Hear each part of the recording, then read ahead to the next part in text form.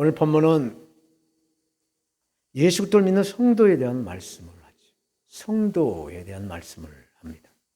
지난 시간 고린도전서 8장에서는 우상에게 드려진 그 제물을 먹느냐 또 먹어서는 안 되느냐에 대한 그 지식에 대한 그 지양이라는 제목으로 말씀을 우리에게 주셨어요. 그래서 사랑과 덕을 세워서 믿음이 약한 형제에게 그 실족하지 않도록 그 지양을 하라라는 말씀을 우리에게 주셨습니다. 오늘 본문 이 고린도전서 9장은 이제 예수 그리스도를 증거하는 사도로서 또는 성도로서 하나님의 일꾼으로서 당연하게 가지고 있는 그 특권에 대해서 말씀을 하죠. 이 영접하는 자, 곧 그 이름 예수 그리스도를 믿는 자에게는 하나님의 자녀가 되는 권세를 주셨다라고 성경은 말씀하죠. 하나님의 자녀로 하나님 곧 예수 그리스도를 섬기며 예배하는 성도로 또 교회를 이렇게 섬기는 사역자로 우리는 권세를 받았기 때문에 오늘 또 그리스도의 핏값으로 세우신 여기 셀라 선교교회 정말 거리 시간 따지지 않고 여기까지 오셔서 예배로 살아계신 아버지께 영광을 돌리고 있는 줄로 믿습니다. 한 나라의 국민이 되려면 이 국가에 대한 그 의무를 감당해야 되죠. 이 의무는 나라마다 차이는 다 있어요. 그렇지만 우리 자유 대한민국의 국민은 4대 의무가 있다라는 것이죠. 누구나 다 세금을 내야 되는 납세 의무와 국방의 의무가 있습니다. 대한민국 헌법 제39조 1항에는 모든 국민은 법률이 정하는 바에 의해서 국방의 의무를 진다라고 되어 있어요. 그리고 교육의 의무, 문명에서 탈출해야 되면 교육을 누구나 다 의무적으로 받아야 되는 그 교육의 의무와 성경에서 말씀하는 일하기 싫으면 먹지도 말라라는 근로의 의무가 있어요. 마찬가지로 예수 그리스도를 믿고 하나님의 자녀가 되는 성도도 할 일이 있다라는 말씀이죠. 하나님을 찬양하고 사랑하며 또 경외하는 그 예배로 성도는 하나님을 의뢰하며 기뻐하고 섬김으로 또 봉사로 전도나 선교를 해서 하나님의 부르심에 그 합당한 그 믿음의 삶을 위해서 기도를 하며 아버지 앞에 영광 돌리는 그런 삶을 살아야 한다는 얘기죠. 국가에 대한 의무를 다했을 때 국민의 그 권리가 보장되는 것처럼 예수 그리스도인으로서 예수 그리스도를 믿는 그리스도인으로서 하나님의 말씀에 순종을 할 때 하나님 그 성도에게 권능을 주신다. 그래서 순종은 능력이다라고 말을 하죠. 이 권능으로 하나님의 나라와 지경을 넓혀서 하나님께 영광을 돌리게 하는 하나님의 방법이죠. 그런데 오늘 본문은 이 기득권이 그 권리를 지양, 내려놓으라는 말씀을 하세요. 우상에게 우상 제물에 대한 문제로 이제 고린도 교회는 분열 위기에 있음에도 불구하고 그 권리를 예수 그리스도의 복음을 위해서 방해받지 않도록 지양을 한다, 내려놓는다라고 사도 바울은 증언을 하고 있어요. 어떻게 하면 우리도 이러한 자유를 내려놓고 하나님께 영광을 들을 수 있는지 오늘 본문에서 말씀한 이 성도라고 하는 제목으로 그리스도 예수를 증거하겠습니다. 저처럼 사도 바울은 성도를 위한 사도임을 강조를 하죠. 1절, 2절 말씀에 이렇게 강조를 합니다. 예수님이 공생의 사역을 하실 때 예수님이 직접 제자들을 이렇게 하나하나 이렇게 택하셨죠. 그래서 12명의 제자를 모아서 그 12명의 그 제자들과 함께 또 그 무리를 따르는 그 사람들과 함께 예수님은 가르치고 또 이렇게 전파하기 위해서 병자들을 고치셨어. 예수님의 3대 사역, 티칭, 가르치는 거죠. 그리고 고쳐주는 힐리, 그리고 프리칭, 전파하는 사역을 하셨어요. 이렇게 예수님과 공생의 사역을 했던 이 12명의 제자들을 사도다라고 명명을 하는데 어떻게 바울이 그 12명에 들어있지 않는 이 바울이 어떻게 사도가 될 수가 있단 말인가라는 논란이 있었다는 겁니다. 그래서 바울은 그의 서신서를 통해서 사도에 대한 그 어필을 하죠. 자신이 사도 중에 사도다라는 말씀을 계속 서신서 13권 중에 쭉 보면은 이 말씀을 하죠. 사도 바울의 이름의 뜻과 어떻게 바울이 사도라고 칭하게 되었는가에 대해서 잠깐 말씀드리고 오늘 본문의 말씀을 이어가겠어요. 사도 바울의 그 유대식 이름이 사울이죠. 그리고 로마식 이름이 바울이라는 거예요. 그러니까 이 바울은 로마로 이민을 간 그 유대인 디아스포라, 즉 이민자 가정에서 태어난 사람이 바로 바울이라는 얘기예요. 이렇게 바울은 태어날 때부터 유대식 이름인 사울과 로마식 이름인 바울로 이렇게 불려졌어요. 그러나 그 이름의 뜻, 그 미닝이라고 하죠. 그 뜻은 그리스도인으로서 그 병원화된 것으로 볼 때 굉장한 의미가 있어요. 사울의 뜻은 큰 자고 바울의 뜻은 아주 작은 자라는 그 뜻인데, 큰 자에서 작은 자로 되었다라고 하는 것은 가치관의 변화죠. 즉 교만한 나에서 이제부터는 겸손한 나다, 겸손한 자다라는 고백인 것입니다. 초대교회 역사를 말씀하여 사도 생전에 보면 바울은 기독교인들을 비판할 때도 그랬고, 또 바나바와 함께 안디옥에서 이렇게 사역자로, 안디옥 교회 사역자로 있을 때도 그랬고, 또 예루살렘 교회에서 이방인 선교사로 부름받고 파송받을 때에도 사울이라는 이름을 사용을 해요. 그런데 제1차 선교 여행지에서 비로소 이제 공식적인 바울이라는 이름이 이제 사용되고 등장이 됩니다. 사도행전 13장 9절에 바울이라고 하는 사울이 성령에 충만하여, 이제부터 이제 바울이 되는 거예요. 그렇다면 왜 주님께서 바울을 택해서 이방인 사도로 삼았을까? 그 그리스도를 믿는, 예수를 믿는 사람들을 잡아다 다옥에다 집어넣고 비판하는 그런 사람을 왜 주님께서 이방인 사도로 불러세우셨을까? 이것 우리가 잠깐 생각해 볼 필요가 있죠.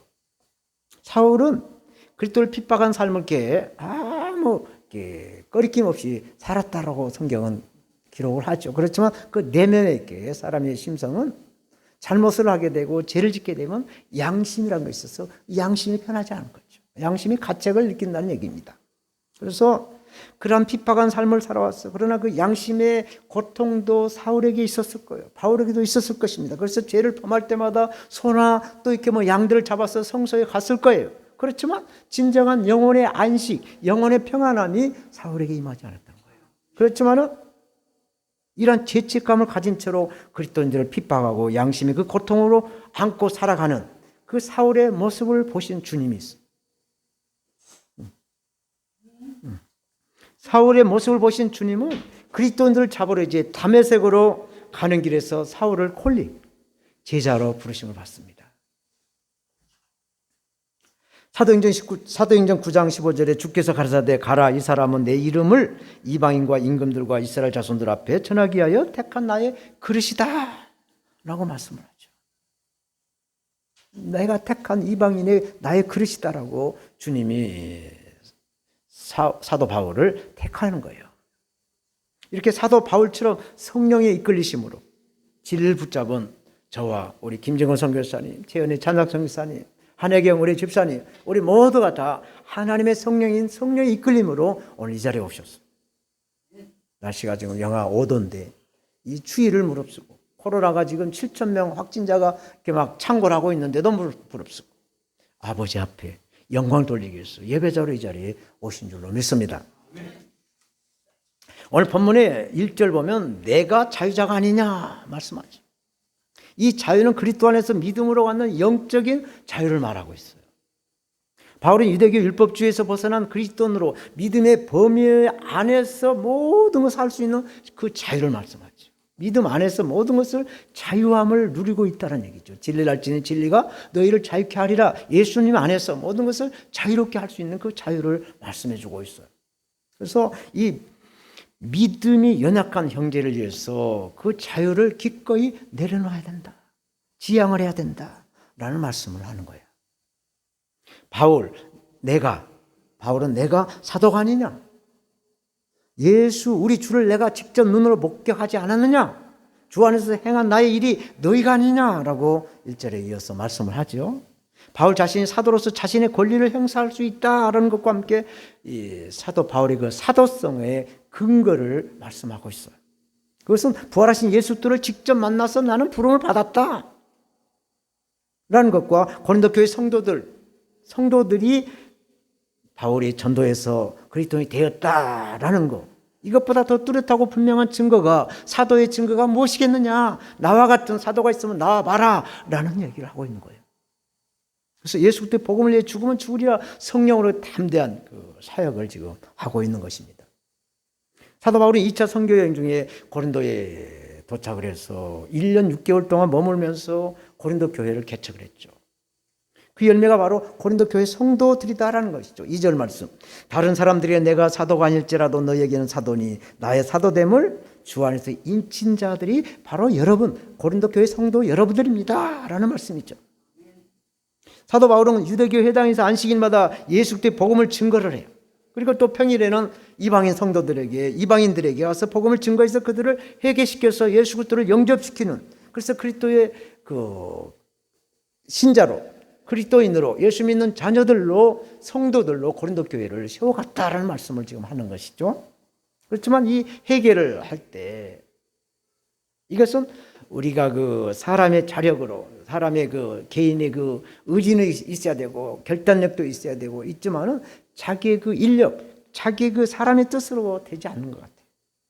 저도 예수를 30대 초반에 예수를 알게 돼서 30대 중반에 이제 본어게인 중생의 체험을 했는데 내 의지로 잘 안 되더라고요. 그래서 하나님의 절대적인 간섭함이 있어야 우리가 예수를 영접할 수 있는 그 회개에 임하게 되는 것이죠. 그래서 하나님이 택하시고 절대적인 성령의 역사가 있어야만이 가능하다라는 걸 저는 경험했어요. 그래서 하나님의 자녀가 되는 거 아무나 되는 거 아니구나. 하나님의 절대적인 택함이 있어야 되는구나 하는 것을 저는 체험을 했어요. 이렇게 예수를 믿고 성령 받은 자는 자유함이 있어요. 주일날 예배를 드림에도 자유가 있고, 또 율법주의에 그 율법에서도 자유함이 있고, 또 율법에 그 우상에게 드려진 그 제물을 먹느냐 안 먹느냐 거기에 대해서도 자유함을 가지고 편안하게 평안을 누리면서 살아갈 수가 있는 그런 특권이 있는 것이죠. 그래서 성도들이 이렇게 고린도 교회 성도들이 있으므로, 이 성도들이 있음으로 인해서 사도 바울은 내가 사도권에 대한 그 버팀목이 되어지고 있다라는 것을 고백해주고 있어요. 굉장한 자부심이죠. 두 번째로 이 그리스도의 일꾼인 성도의 권리를 사도 바울은 말씀해주고 있습니다. 3절에서 10절에 쭉 스토리텔링으로 이렇게 말씀을 이어가는 거죠. 3절에 나를 비판한 자들에게 변명할 것이 이것이다. 이 본문의 이 말씀은 사도 바울의 사도권에 대한 바울이 그 시비로 이렇게 법정에서 증언한 것처럼 변론하는 내용이 이렇게 쭉 고린도전서 9장의 내용으로 이렇게 되어 있어요. 4절, 5절. 우리가 먹고 마실 권이 없겠느냐? 우리가 다른 사도들과 주의 형제들과 게바와 같이 자매된 아내를 데리고 다닐 권이 없겠느냐? 우리라고 한 말씀은 사도 바울의 동역자들을 말하는 거예요. 바울이 1차 선교 여행에는 바나바와 마가가 함께 동역을 했죠. 그리고 2차 선교 여행지에서는 이제 실라와 함께 2차 선교지를 가는데, 이 사도 바울의 선교의 특징은 꼭 먼저 선교지에 갔던 곳을 두 번째 갔을 때도 싹 둘러보고 선교를 하다가 영적인 아들인 디모데를 이제 만나게 됐죠. 그래서 2차 선교에서는 실라와 디모데가 동역자가 된 거예요. 그래서 빌립보와 데살로니가, 베레아, 그리스의 수도 아덴을 거쳐서 이제 고린도로 들어와서 1년 6개월 있다가 에베소에서 이제 2차 선교를 마치죠. 사도 바울의 3차 선교 여행에는 이제 고린도 교회 후임자가 될 아볼로 목사를 만납니다. 바울의 선교 스타일은 반드시 선교했던 곳에 재방문을 해서 흔들리는 그 믿음을 견고하게 하면서 필요한 것들을 다 이렇게 지원하도록 네트워크 사역을 하고 있는 특징을 가지고 있어요. 그래서 이 사도 바울 옆에는 그림자처럼 따라다니는 사람이 하나님 붙여주셨어요. 그가 바로 누가입니다. 누가는 의사로서 사도 바울이 순교할 때까지, 사도 바울이 순교할 때 끝까지 사도 바울의 지근거리에서 항상 함께 동역하는 그런 사역자로 되죠. 사도 바울과 의사의 그 누가는 사도 바울이 2차 선교지인 드로아에서 이렇게 만남을 갖게 됩니다. 그래서 동역하는 사역자가 되는데 사도행전 16장 10절 말씀에 보면 그 말씀이 나와요. 제가 봉독하는데, 바울이 이 환상을 본 후에 우리가라는 말씀은 사도행전을 기록한 누가의 그 선교팀을 말하는 거예요. 우리가 곧 마게도냐를 떠나기를 심쓰니 이는 하나님이 저 사람들, 여기서 저 사람들은 사도 바울과 디모데와 실라를 말하는 거예요. 그 팀, 복음을 전하는 팀들을 말합니다. 저 사람들에게 복음을 전하라고 우리를, 누가의 그 선교팀들을 부르신 줄로 인정했다라는 말씀을 하는 거죠. 그래서 누가는 의료 선교팀으로 사역을 하고 있었고, 바울은 실라와 영적인 아들 디모데와 함께 복음 사역을 하고 있는 중에 사도 바울의 몸이 예사롭지 않은 거예요. 보통 사람 같지가 않아요. 낮에는 그렇게 강렬하게 성령의 능력으로 복음을 전하는데 저녁에 들어와서 보면 그냥 시들시들 하는 거예요. 이게 몸이 약한 걸 보게 돼요. 그래서 사도 바울에게 성령이 감동이 된 거예요. 내가 이 사람을 돌봐줘야겠구나. 그런 감동을 받고 주님의 부르심을 인정하고 그 부르심에 순종을 했다라는 말씀이에요. 오늘 본문 5절에 게바가 나오는데 이 게바는 예수님의 12제자 중 유일하게 아내가 있는 유부남 베드로를 말씀하고 있는 거죠. 잠깐 베드로에 대해서 말씀을 드리면 이 예수님의 수제자 베드로에게도 이름이 몇 가지가 있어요. 바울과 사울이 있는 것처럼 베드로에도 이름이 몇 가지가 있어요. 오늘 시몬은 히브리식 이름으로 듣는다 라는 뜻이래요. 시몬은 영어 발음으로 사이몬이라고 하는데 이 듣는다라는 뜻이죠. 이 듣는다는 말은 듣고 행함으로 옮긴다라는 뜻이죠. 그런데 이것을 긍정적으로 듣고 행한다라고 이렇게 보지만 이게 부정적으로 시몬을 해석하게 되면 너무 잘 듣는다라는 것이 돼요. 그래서 이 복음서를 우리가 보게 되면 이 사도 베드로의 그 귀가 얇아가지고 막 누가 막 좀 이렇게 있으면 막 나서서 막 이렇게 하고 또 예수님을 붙잡으러 온 그 군인들 막 길을 막 날려버리고 막 이렇게 너무 이렇게 막 다혈질의 그 모습을 보이죠. 이게 귀가 얇아서 그렇다는 얘기죠. 그래서 예수님께서 이 베드로의 그 모습을 보시고 이름을 바꿔주죠. 요한복음 1장 42절에 네가 요한의 아들 시몬이 아니냐? 이제 장차 게바라하리라. 게바를 번역하면 베드로라라고 이렇게 시몬에서 게바로 이름을 바꿔줘요.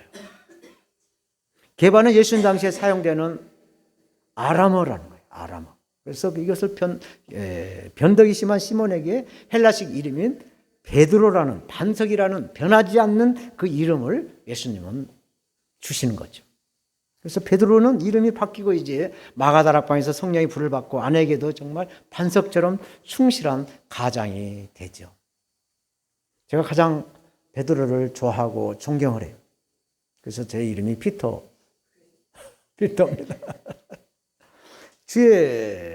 베드로는 이 주의 사역에도 물론 충실했지만은 가정에도 굉장히 충실한 그런 사람이었어요.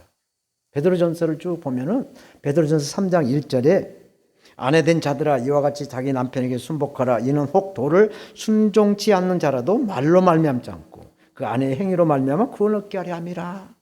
이렇게 아내들에게 이렇게 믿음의 권력 남편에게 잘하라고 이렇게 권면을 하고 또 7절에 보면은 남편 된 자들아 이와 같이 지식을 따라 너희 아내와 동거하고 저는 더 연약한 그릇이요 또 생명의 은혜를 유업으로 함께 받을 자로 알아 기억하라.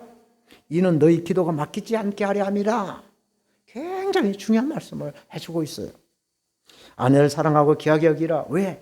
너희 기도가 막히지 않도록 하나님과 관계를 회복하기 위해서는 아내를 귀하게 여겨야 된다는 말씀을 하는 거죠. 굉장히 중요한 거예요. 이 부부 사역자, 이게 제가 이렇게 사역을 하면서 보니까 부부간에 가정이 이렇게 잘 이렇게 화목하면서 화합하면서 이렇게 하는 사람들이 좋은 게 있는, 좀 드문 같아요. 50대가 되면 또 이렇게 또 뭐 이렇게 또 부부간의 관계도 그런 것도 있겠지만 하여튼 부부관계가 좋아야 하나님의 음성을 바로바로 들을 수 있다는 거예요. 그래서 제가 예전에 경험해서 왔을 때 택시 기사들이 사고 났을 때 그날 저녁에 부부가 싸움을 했을 때 사고 날 확률이 많다는 얘기를 들었어요. 그래서 가정이 안전해야 마음이 평안해서 일이 잘 되고 먹는 것도 소화가 잘 된다는 얘기죠. 이게 세상의 여기 세상적인 경험적인 이야기고 또 이 베드로 사도 베드로도 이런 말씀을 하고 있는 거예요. 그래서 가정이 화목해야 되는 거예요. 그래서 이 제자로 베드로는 부름을 받았을 때 그 장모가 열병으로 알아서 내가 그래도 장모 때문에 내가 이 일을 할 수 없겠다 하고 그것을 이제 아신 주님께서 가서 베드로의 장모를 고쳐주죠. 그 열병을 고쳐주니까 그 장모도 그 베드로의 그 부인도 이 12명의 제자들과 예수님을 수발을 들었다라고 그 모든 뒤에서 얼마나 뒷일이 많겠어요. 그걸 수발을 들었다고 성경은 말씀하고 있어요. 오늘 보면 6절 7절 어찌 나와 바나바만 일하지 아니할 권이 있겠느냐. 누가 자기 비용으로 군복무를 하겠느냐. 누가 포도를 심고 열매를 먹지 않겠느냐. 누가 양떼를 기르고 양떼의 젖을 먹지 않겠느냐. 말씀한 거예요. 당연한 권리를 할 수가 있다는 얘기죠. 사도 바울과 바나바는 1차 선교를 같이 한 동역자죠. 그래서 선교비를 교회나 후원자들로부터 이렇게 지원을 받지 않았다는 거예요. 유대인들은 생계비를 위한 기술을 습득하는 관습이 있었다라고 전해집니다. 그래서 지금도 세계에서 가장 뛰어난 민족을 꼽아라 하면 가장 먼저가 유대인들이에요. 들어가나 유대인들은 독특합니다. 그래서 유대인이 바울은 천막을 짓는 기술을 습득을 해서 자비랑 선교 사역을 하게 되었다라는 얘기예요. 사도행전 20장 34절에 여러분이 아는 바와 같이 이 손으로 나와 내 동역자들이 쓰는 것들을 충당했다라고 말씀을 하고 있어요. 또 데살로니가전서 2장 9절에도 형제들아 우리의 수고와 애쓴 것들은 너희가 기억하리니 너희 아무에게도 피해를 끼치지 아니하려고 밤낮으로 일하면서 너희에게 하나님의 복음을 전파했다라고 말씀을 하죠. 복음의 씨앗을 뿌리는 농부나 양떼를 인도하는 목자들이 받는 수고비를 받는 것은 당연하다. 예수 그리스도의 복음을 뿌리며 성도들이 섬기는 주의 사역자들에게 하나님이 보이지 않는 그 은혜로 풍성하게 본인이 아니면 그 자녀들에게 복을 받는다라는 말씀을 하고 있어요.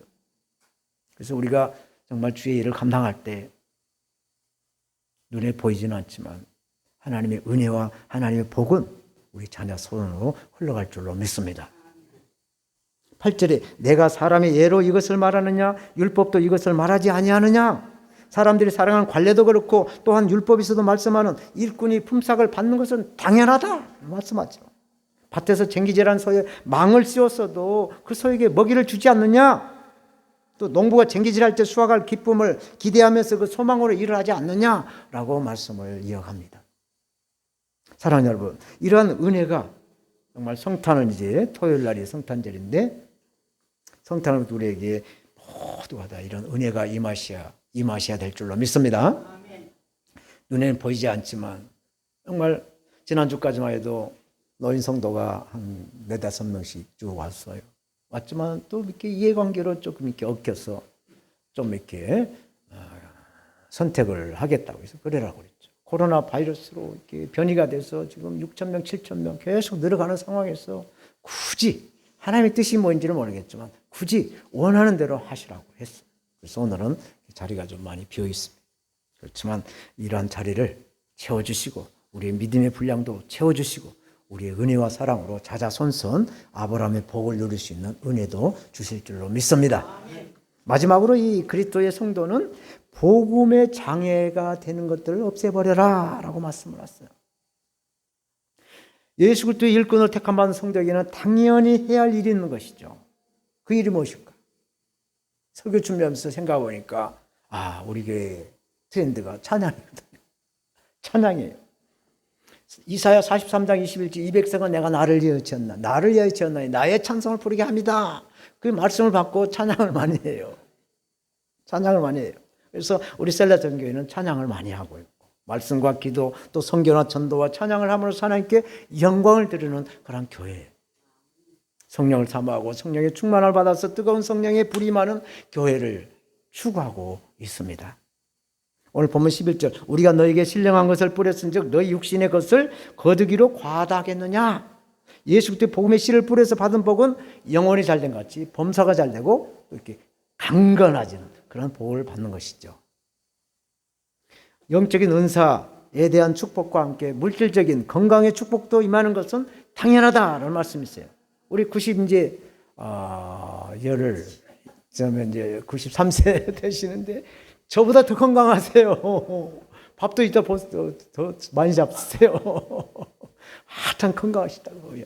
일주일이면요, 여기 정기병원 드리는 게 아니에요. 월요일날 어디 가고, 화요일날 어디 가고, 또 수요일날 여기 갔다 저기 갔다 3번 하고, 목요일날 또 어디 가고, 이렇게 쫙 연중 스케줄이 쫙 있어요. 이렇게 하시니까 건강을 하나님 주신 것 같아. 그래서 그 건강을 통해서, 하나님 앞에 큰 복이 흘러갈 줄로 믿습니다. 오늘 12절 상반절에 다른 이들도 너에게 이런 권리를 가졌거든 하물며 우리일까 보냐. 바울은 고린도 교회를 개척한 목사로서 이 선교사에게 필요한 물질, 기도 모든 것 다 해달라고 요구할 수 있는 권리가 있다라는 거예요. 그렇지만 이런 권리를 사용하지 않고 범사에 참았다. 예수 그리스도의 복음을 증거하는 사도로서 복음의 장애가 되지 않도록 지향을 했다, 내려놓았다라는 말씀이에요. 사랑하는 여러분, 오늘 특별히 필리핀에서 이렇게 수십 년 파송 선교사로 사역하신 우리 김진호 선교사님께 예배를 드리고 있어요. 굉장하죠. 예. 그래서 아까도 기도를 뜨겁게 해주셨는데, 제가 목사 안수를 받고 3년째인가 됐을 때 필리핀을 가서 하나님 만나게 해서 선교사님 그 선교관에서 제가 한 1, 2주 같이 이렇게 순회하면서 왔다 갔다 이렇게 교회를 4개를 개척을 해가지고 이렇게 쭉 돌면서 이렇게 한 달에 한 주씩 딱딱 돌아가면서 이렇게 4개 교회를 이렇게 순회하면서 사역을 하시는데 아주 알뜰하게 하셔요. 그래서 참 훌륭한 우리 선교사님을 이렇게 함께 예배를 드리고 오후에는 또 말씀을 전하는데 하여튼 오후에 성도가 또 오실 줄로 믿습니다. 저도 이렇게 하나의 은혜로 순회할 수 있는 선교의 그 은혜를 주셔서 여러 나라를 좀 다녀봐서 선교가 뭔가 이런 감은 조금 잡고 있어요. 근데 오늘 본문에서 말씀한 이 복음의 장애가 뭘까? 복음을 증거하는데 그 장애물이 뭘까? 이 설교를 준비하면서 함께 기도를 해봤어요. 그랬더니 하나님이 저에게 뭐라고 말씀하냐면 바로 네가 복음을 증거하는데 장애물이야 라는 말씀하시는 거예요. 사도 바울 봐라 이놈아. 복음 증거할 때 사람의 지식으로 사람의 지혜로 하지 않고 성령이 나타난 것 능력으로 했지 않느냐? 사도 바울이 복음 증거할 때 성령이 나타나지 않을까 봐 심히 두려워서 떨었지 않느냐? 근데 너는 그렇지 않더라 보니까. 응? 내가 다 한다. 내가 너를 보고 있다라는 말씀을 하셨어요. 아이고 주여, 내가 이 복음의 장애가 되는구나. 성령이 앞서야지 내가 앞섰구나. 내 지식이 앞섰고 내 경험이 앞섰구나 라는 생각을 갖게 하셨어요. 그래서 사도 바울이 범사에 참았다.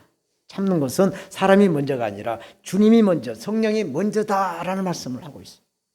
내 생각과 내 지식과 내 경험은 주님의 뜻과 반대다라고 이사야 선지자로 말씀하죠. 그래서 이 사람의 육적인 것들, 생각들, 사람의 생각들은 다 내려놓아라, 지향을 하라 라는 말씀을 하시고 있어요. 예수 그리스도의 복음에 장애가 없게 하려면 성령님을 구하시고 성령님을 찾으시고 성령님을 두드려서 성령의 능력으로 감당해야 한다는 말씀이죠. 그래서 시간과 장소에 구애받지 아니하고 기도면 기도로, 또 찬양이면 찬양으로, 또 전도면 전도로, 예배면 예배로 하나님께 영광이 되는 그런 복음에 방해가 되지 않는 우리 모두가 되셔야 될 줄 믿습니다. 우리보다 먼저 성령을 찾고 구하고 두드려서 성령님으로, 성령님이 인도하신 대로 우리는 따라가는 하나님의 사역자가 되어야 될 줄 믿습니다. 이제 말씀을 맺겠어요. 내 사전에 불가능이 없다라고 말한 나폴레옹은 그게 정말로 불가능이 없었기 때문에 예수는 믿을 이유도 필요도 없이 이렇게 살다가 말년에 비참하게 죽음을 맞이했어요. 그런데 사도 바울은 내게 능력을 주시는 자에서 내가 모든 것을 할 수 있다라고 하는 그 믿음을 고백을 합니다. 그래서 우리가 여기서 알아야 할 것은 나폴레옹은 내 사전이라고 말을 했고 사도 바울은 내게 능력 주시는 자다라는 말씀을 하고 있는 거예요. 내 자신, 나 자신과 내게 능력 주신 자로 구별하는 거예요. 사람이 능력이 있으면 얼마나 있겠어요. 도토리 기적이라고 하잖아요. 이 코로나 바이러스가 정말 변이가 되고 창궐해서 지금 확진자가 7천 명, 어제 뉴스 보니까 지금 10,000명을 바라보고 있는 시대에 우리는 살고 있어요. 이런 것을 사람이 과학으로 다스려야 한다라고 말한, 그래서 사람이 먼저다라고 하는 생각이 옳을까? 아니면 이런 것을 통해서 주님께 다시 돌아오라, 회개해서 주님을 다시 불러라, 능력 주신 자의 처방전이 옳을까? 이것을 생각하면서 고민하는 이 성탄의 계절을 우리는 보내고 있는 것이죠. 오늘 본문에 성도의 길이 무엇인가, 성도에 대한 말씀을 하고 있어요. 첫째, 사도 바울은 성도를 위해 사도의 권리를 내려놓았다. 그래서 충성으로 본을 보였다라고 말씀하고 있어요. 두 번째로 그리스도의 일꾼으로 성도는 당연히 가지는 권리가 있는 것이죠. 그래서 그 권리를 오남용하지 않고 예수의 복음의 장애가 되어서는 아니 된다. 성령으로 절제하라 라는 말씀을 하십니다. 사랑하는 여러분, 성도로서 가야 할 길은 우리가 어디서 왔어? 왜 살며 어디로 가는가? 이것을 위해 살아계신 하나님을 찬양하고 사랑하며 경외하며 예배로 우리는 지금 영광을 드리고 있는 것입니다. 아멘. 하나님을 의리하며 기뻐하고 성김과 봉사로 전도나 선교를 해서 부르심에 합당한 그 믿음의 삶을 살도록 영적인 호흡인 기도를 통해서 성도의 길을 가야 될 줄로 믿습니다. 이러한 성도의 길인 사명을 감당하시기 위해서는 우리 육적인 생각과 경험들은 다 내려놓으시고 성령으로 주의 일을 감당하시는 저와 여러분 모두가 다 되시기를 우리 주 예수님의 이름으로 축원합니다. 축원합니다. 아멘.